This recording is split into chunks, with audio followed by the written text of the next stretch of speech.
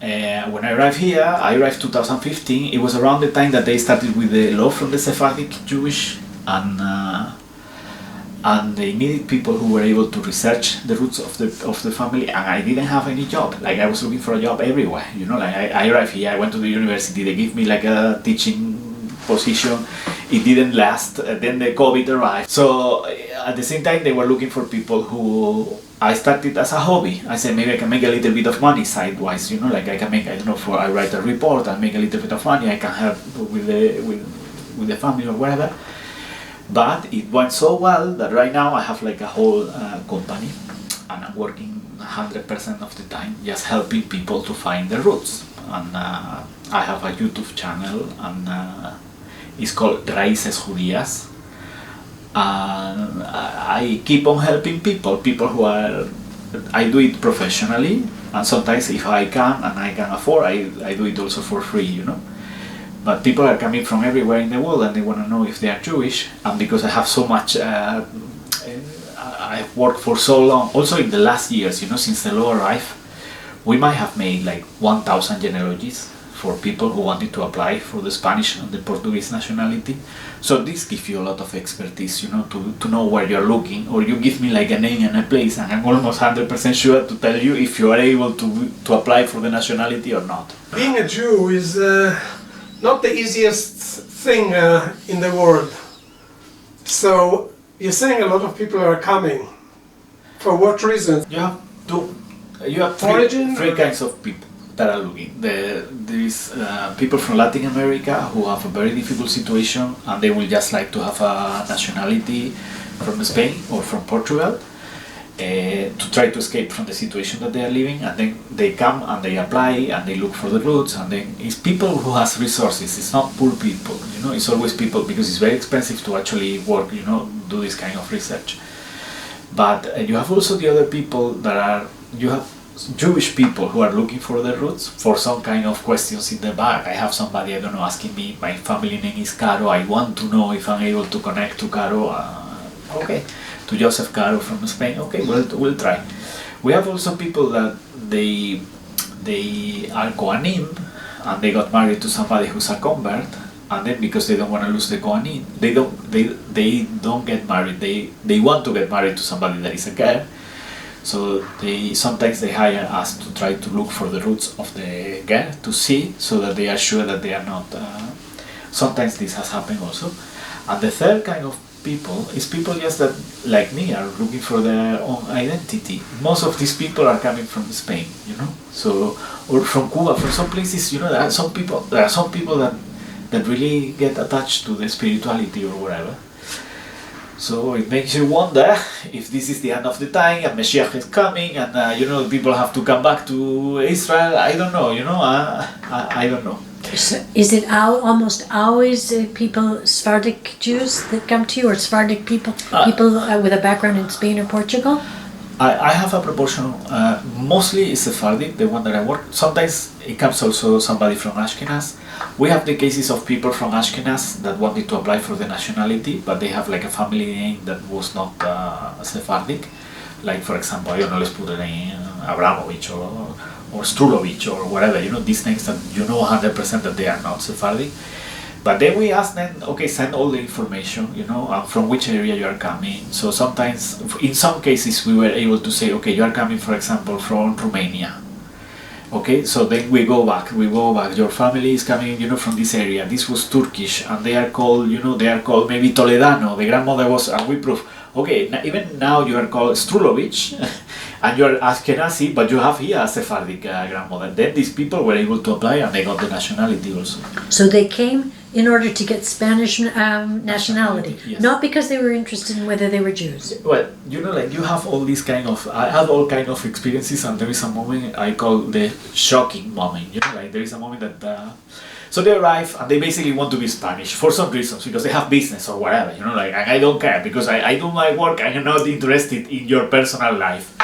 So what happened is I start working with the person. I never work with the lawyers, because I have to ask very specific questions about where is your grandmother, and the lawyer doesn't know, you know, where is your grandmother, where was she born, where did she die. This is very personal information, so I always work with the client. So we start building up the tree, and we are lucky, and we say, okay, we found somebody here that was, you're Jewish. We found your Jewish roots. Okay, so who's the person? So it's this person that was killed in the Inquisition and then they say she was killed, and you can feel the pain because they know they are connected. And then I have seen all kind of reaction. These people, some of them, they become more religious. They start keeping Shabbat. They start, I don't know, like I always say, especially if it's a maternal lineage. But most of the people that we have done, I might have on all the process of doing, genealogies, I might have found like maybe 10 people that were clean maternal lineage. The rest are just from one branch, which is what is easy, to find a branch that is Jewish. Sorry, maybe 10 people that have clean maternal lineage. Which means you're Jewish, halachically, if your mother is Jewish. So it means if the mother was Jewish, she was Jewish. And then if you go back 500, like all the generations, then you find what is called a maternal lineage. Which is very weird. Only the Jews do this, like the rest of the people do patrilineal because you have your family name and this comes from the father, so you are interested in the side. But the Jews are the ones that want to become very close. They understand that this is what they have to do, but these are the less amount of people.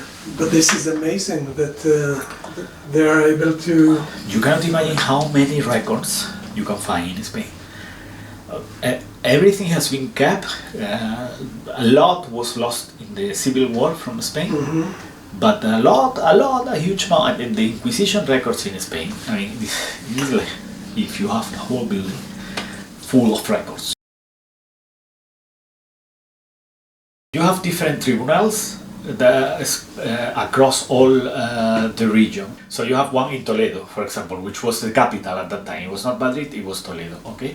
Then you have in all the big cities, like you have in Córdoba, in Sevilla, in Ciudad Real, and in Aragon, in many places, At a certain moment, Spain was split from Portugal, okay? So it's logical that the Inquisition in Portugal has a different system. All the big majority from the Inquisition records from Portugal, they are in Torre do Tombo. So there is a special archive there, and the big majority of the Inquisition records in Spain are in the Archivo Histórico Nacional, okay, in Madrid. It was brought together to a specific point. I think there are some archives still that belong to the church, or they are not in Madrid, but it's maybe 1-2 archives. The rest is all collected in one specific place. Very difficult to read, very difficult to, because it's script, from 500 years ago, so you have to train yourself. This was collected during the last 100 years or so, yes, right? That's right. It was kept in the local area, also because it's very difficult, but there is a lot of letters between the central in Toledo and the community there, for example. Okay, so we have talked about Spain and Portugal, but you have also like in Nueva Granada, which is Colombia, you have another tribunal. In Peru, there was another tribunal. In Mexico, there was another tribunal. In Goa, in India, there was another tribunal. So this in Antwerp or in places outside, no? In Antwerp, when they arrived there, it was there was freedom of religion, and that's why they started doing the moment that they declared the freedom of religion, they started building up the coming back to Judaism. But there is no, as far as I know, there is not. But now the archives from Amsterdam are very beautiful because they have books there from those times, and they kept like in the synagogue, they have a beautiful synagogue there, and they have a wonderful library. The library was scanned and put online, and now it belongs to the National Library, not to the Jews anymore, wherever they sell it, and it's public and everybody can check it and whatever, but they have very interesting, but there was, as far as I know, there was no tribunal in Amsterdam, but the people that left Spain went to Portugal, from Portugal went to Amsterdam, from Amsterdam they became very rich and very good with merchandising and all this, so they all go to South America, to the Caribbean area, and there in the Caribbean area sometimes they have to prove for whatever reason, because they go back to Spain or whatever, and then they have to prove, and then they are able to trace back, still who is the father from who arrived from Spain. And sometimes even the people did not know that they were coming from this person in Spain. It's a long story, you know, and it's very complex also because it's very, very different from one place to the other. So it's very specific to each family. You know, each family has a different name, each family has a different history, each family went through different things. So it's very difficult to explain, you know, like everything all together. So the type of papers you would need, especially if you're looking for a direct lineage with the mother, is you need a birth certificate, or it's enough to have a marriage certificate? What? I need like a document that says the name of your parents and your grandparents. So normally the birth certificate has the name. It depends on which year we're looking, because if we are going back to 1880, you have what is called civil records. So this is like the town hall or whatever that you have a child, and then you register it, the child, and then there is a record of this registration. These are very good records that are better than the ones from the church. Once these records do not exist because there was no civil archive, we have to go back to the church, and what we work with most of the time is baptism records. In the baptism, it will say who's the name of your father and who's the name of your mother. Okay, and then it also depends on the year. It says also the name of your grandparents, so it gives you a lot of information to go and build up back the tree. We use also marriage certificate, which always says who's the father and who's the mother. Basically, what you do is like you pick up like a book, and then you have two family names, and then you record all, maybe, I don't know, 20 years of that book, and then you find all the people with these two family names, you know, and then we start counting, and we know the first guy was born, I don't know, in 1800, so it means that 1 year, 2 years before, the parents were married. And then we find like the whole family, we find the parents, and then once you have the two parents, they say also how old they were when they were born, when they were married, so you can go and check for the birth, and then you start doing the same with the next family, and this is a... And what happens if there was a change of name, which happened, I guess, a lot? How do you get past that? It's like... change of names are relatively recent, you know, it's not something that happened in the past. Now, okay, so there are some, like for example, a lot of people change their name today, but if you change your name, for example, here, there is a registration of what was your previous name. So this, we have no problem. We ask for the registration. I found people who have changed their name 5 times. And they have all the change, and we apply. The original was a Jewish name, and then we say, well, I changed 5 times. Why you change 5 times? It's a bit suspicious, you know, but if your original name was this one, then you can apply. You've sort of, like listening to you, there are different types of people that are searching their roots. Yes. Some are looking for Spanish citizenship. Right. They don't care about being Jews. Right. They'll go to Spain, they'll be Christians in Spain. I'm happy Christians. So. Some are looking for Jewish roots. They don't care to go back to Spain. They're not interested in going to Spain. Some people are very interested in coming here also. You know, they just want to come here to be able to live here, even with a conversion. And some people just want to know who they are, and then they're going to go back and live exactly the way they were living wherever they were living. But it just... This I have not found, you know. Oh, really? That's interesting. The people that really want to know who they are, at the end they ended up changing something. It's not the real people that are searching for their own truth, that are really... This one way or the other, sooner or later they change, you understand? They become Jewish, or they do something, you know. It's not that I have found like somebody that I really want to know who I am. Like for example, I have a priest right now, and I'm a little bit afraid because I'm feeling like if you find that you're Jewish, it's gonna change. Like, what are you gonna do? You know, like, but it's a little bit like, you know, when you think about what happened with the Holocaust, and then you have whole families, you know, and some families decided just to hide, and we will not say that we are Jewish. Some other, from the same member of the family, I will say I'm Jewish, I prefer to die, or whatever, you know. When you have this multi-level decision that is not taken by a single person, but by a community or by a group, any choice is possible, you know, anything is possible. We have the people that are coming for the nationality, and they just want the nationality. Also, some people from this point that discover that they were Jewish, that they have like Jewish roots, they start becoming more interested in the religion, you know. So how they will end up is an answer that you will have to see, a specific answer that you will have to check and look in every single person. But when you started to research your own roots, did you discover details about the people that you found? Like, did you find out personalities that you found a lot of information when you research. When you research, for example, like a whole family, you take two family names, and then you see the same father and the same mother that is being recorded across all the children. So, in the first children, when he was younger, he was just maybe a barber, you say, like the guy that shaves the barber. So on the second one, he was already cirurgian, like the one that takes the blood out of the. On the third one, he has like a little bit more of category.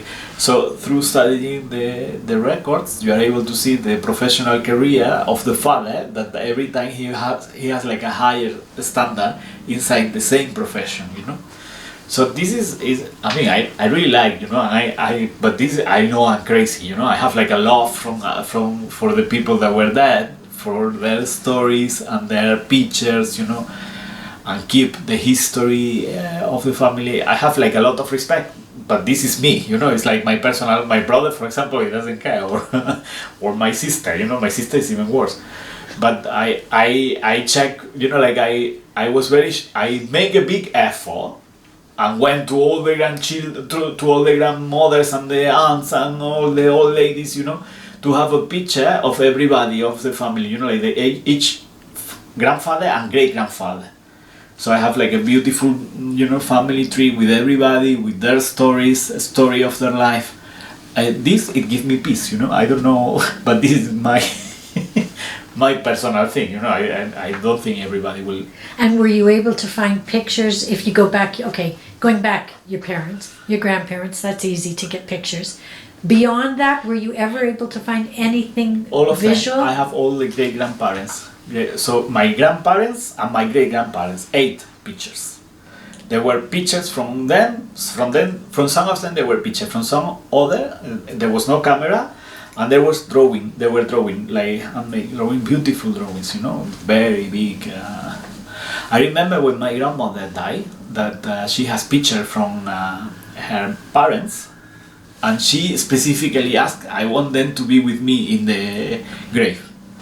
So because it was the last, and I said, I want to make a copy, like give me a copy, we'll do this, and it was very, I don't know, so I got the pictures from all of them, and I'm working, as a professional, I'm working in finding like a format that give place to all these pictures, their stories, with the idea that now I have like, if I put together all the documents that I have, I might have 4 or 5 boxes, of documents that I have found, that I have scanned, but I understand that nobody is actually gonna read this, so it is still one of my things to do, in the list of things to do, is to write like a story of the family, very brief, that if my son or my daughter or grandson one day or whatever, they want to know who we are, they're able to pick just one book and read a little bit and read the story, So this is one of the things that I'm doing, and I think also there are a lot of people, this is in the YouTube channel, we are working towards this, to help people put the pictures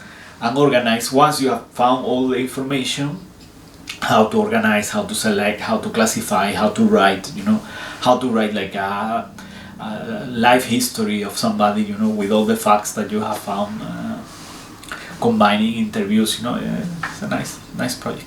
So this is basically the report that we gave. We have been giving this, if you get this, then it means you have a chance to apply for the nationality. There are other requirements that you have to fulfill, like have a clean legal pass situation, not have any records, from the.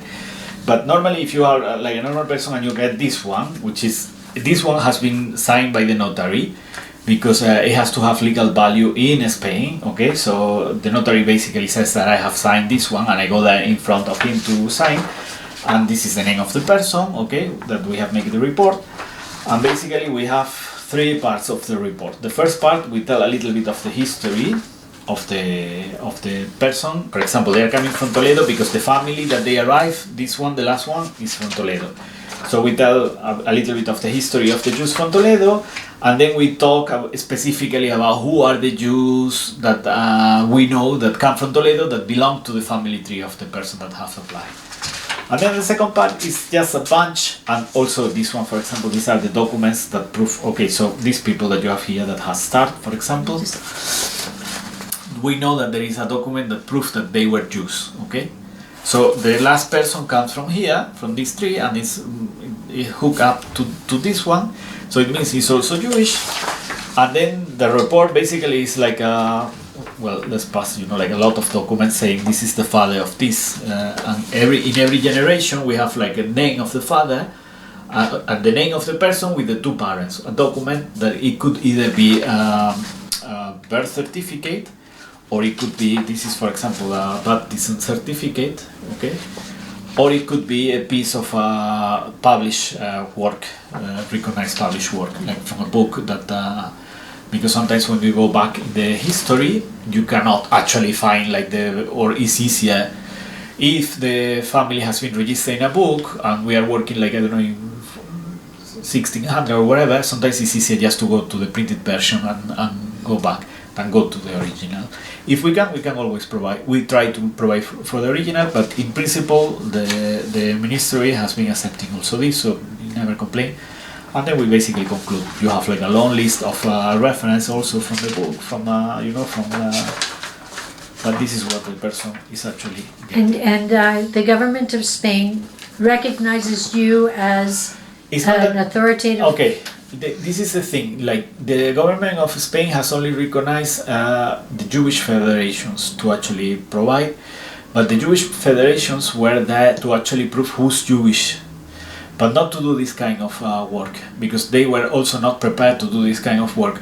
So initially they say that if it's if you are a genealogist and you can prove that you have work and that you are a serious genealogist, and they recognize. So far the federation sometimes have rejected some of our documents, asking for more documents, but the ministry has never ever rejected any single document that's coming from us. It could be that they come still and ask, do you have or this birth certificate is not right or whatever, and we can try to provide help as much as we can.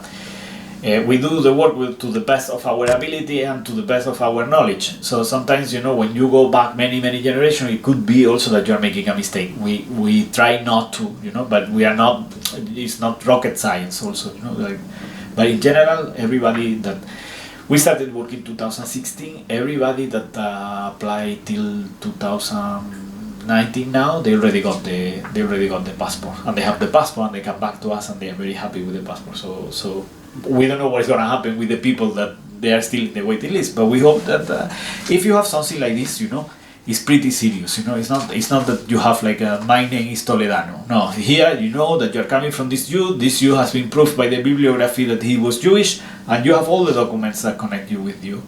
So this is why I say it's not Abraham Garcia, it's the work that Abraham Garcia is doing, the one that has value, because everybody can check and go to the sources and see if we are lying or not, But so some are doing it in order actually to get nationality, Spanish or Portuguese. These records, if you pay for this, is because you want the Spanish or the Portuguese nationality. And this specific record, has been done just to the format itself. It evolved. When we started, we didn't know what we have to write, and there was a lot of back and forth, between us and the federation, till we understand that this is the format the ministry wants, and then we produce this work. Now we are still working with an old law from Spain, which is called Carta de Naturaleza, and we are still applying for nationalities. It's not that we have finished, so we still have work that we are being done, even though the nationality has finished 2 years ago.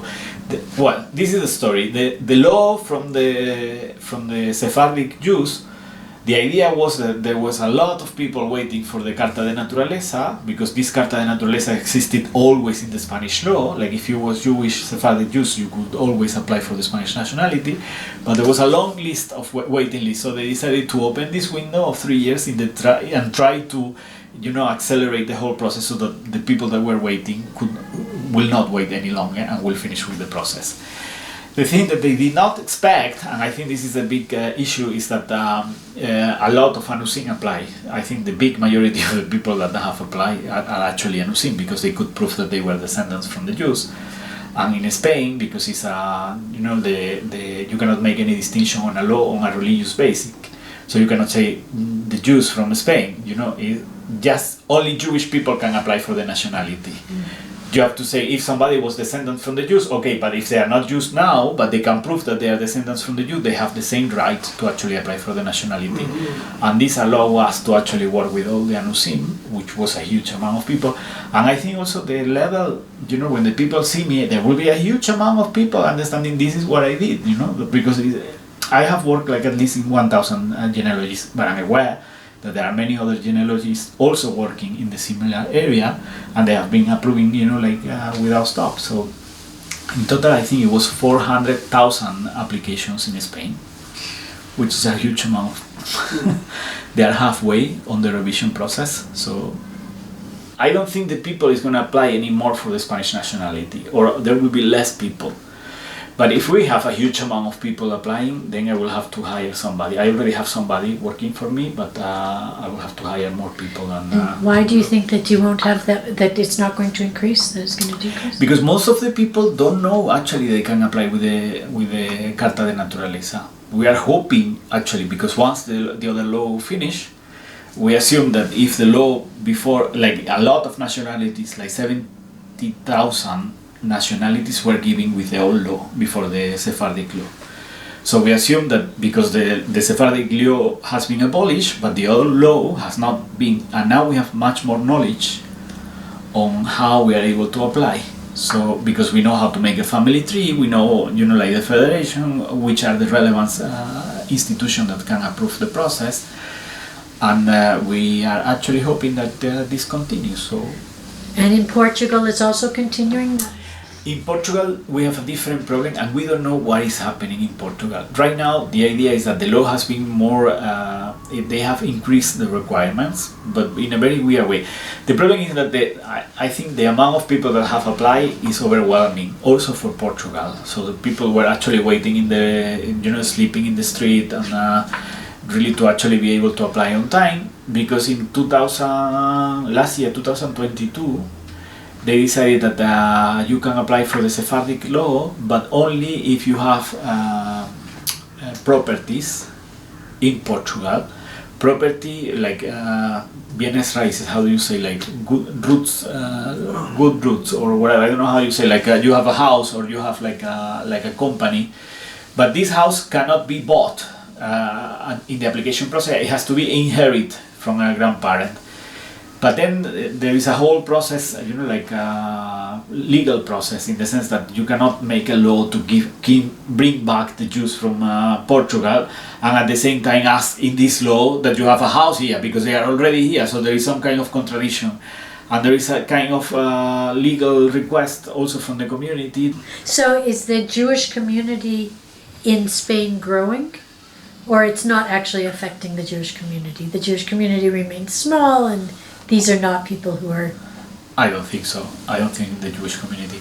First, these people that are applying for the nationality, most of them have no connection with apart from knowing that they are connected to the Jewish history and that they have, most of them, they are not interested in if they go back to Spain, if they have any contact with the Jewish community, it will be through a conversion or somebody who really wants to be Jewish. I have some people like this, but I think it's very, very small. But at the same time, there are a lot of Spanish people who are going back to Judaism. This is happening. So there are people who is coming back. But the people that from Spain, they normally, what they do is they make conversion and they come here. It's not that they remain there. Also because the Jewish life in Spain is very difficult, and it's not easy.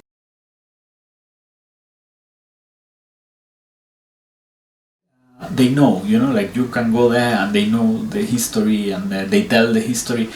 But it's like if you talk about the Romans, you understand? It's like a historical fact from something that happened, so the people are not aware.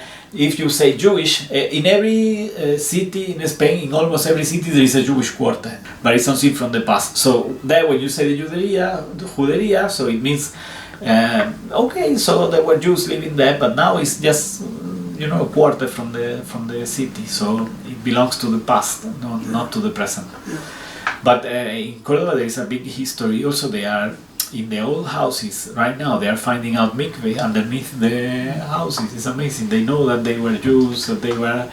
And I find it actually fascinating because we are able to trace the history, trace the family tree also of the people, and then find the roots archaeological, all this together, It's very, very interesting. I don't know. So there is a connection for sure.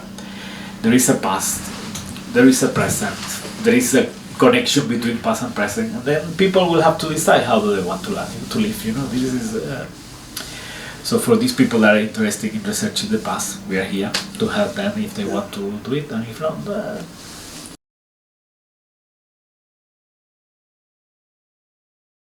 So these are the family trees from the important people like kings, queens from Spain.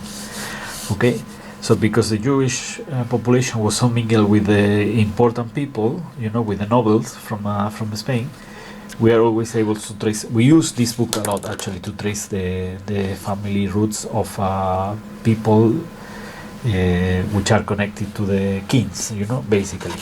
And this is one of the best books that we have. This is a facsimile, but sometimes it's difficult to read. It has beautiful family trees, for example. Why to the kings? Because there is a moment when you study genealogy, there is a moment that we can use the records from the church till around 1530, which is when they start. But beyond that, there was no records. So the only records that we have is this, like from the nobiliary people. So the nobility was very mingled with the Jews. So we know that some of the kings got married to Jewish people. So we use them to trace them back. When you're famous, there is always written your family history in one of the books. If you go beyond 1500, then you only can do it with these ones. Mm-hmm. Here we have another of the super famous books for Sephardic Genealogy from Jeffrey Malka. He's one of the best researchers. He became very famous also, and he wrote it. It's not a very old book, 2002. Mm-hmm. And he basically speaks about all the resources that you have. Nowadays it will have to be rewritten because when he wrote we didn't have so much internet, and now everything is on the internet, but it's always a good basis to actually, if you have to check in Yugoslavia or in Morocco, for example, okay? If you want to find more about the Jewish roots from the people from Morocco, then you check here, and there is always, like, go to the Jerusalem Archives, and you will find there like a specific. You see here, you have like a map. These are the places where they used to have Inquisition records. You see Mexico, Cartago, in the Canary Islands, in Palermo, Palma, Mallorca. These are the areas where they used to have tribunals, and this is just Spain, not Portugal.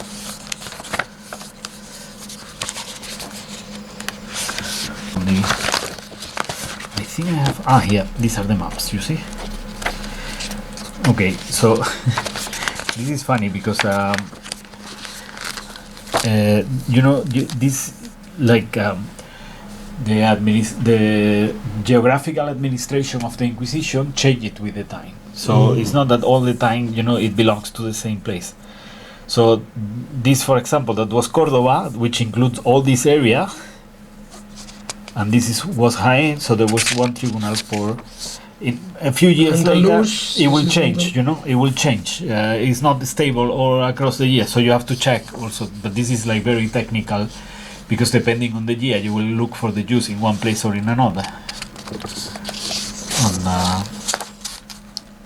so you see, this is places where there was tribunal of the Inquisition, and it depends on the year. You see. So my family, for example, was caught here in Ciudad Real, but they were coming from Toledo. Originally from Toledo, but were persecuted here. And these are the places where they have. This is a calculation of. This is a calculation of the number, but this is just You know, the people that remain in Spain, 50,000. Nowadays they say it was more, you know, like 100,000. But the population was not so big. Expulsion, I see. They went to Turkey, to Holland, to Morocco, to France, to Italy, to America. That's right, yeah.